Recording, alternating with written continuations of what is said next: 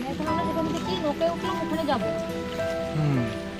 ওখান থেকে গিয়ে লেগুনাতে উঠবো, তারপর গোলাগুন যাবো, তারপর আর কি এখানে কি বলবেন যে আরে সাদা পাথর গোসল করবো, সাদা পাথর।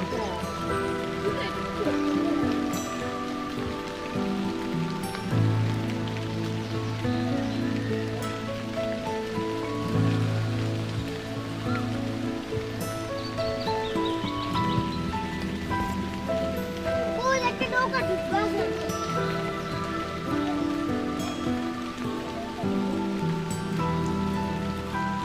আমার একটা নৌকা ঢুকছে।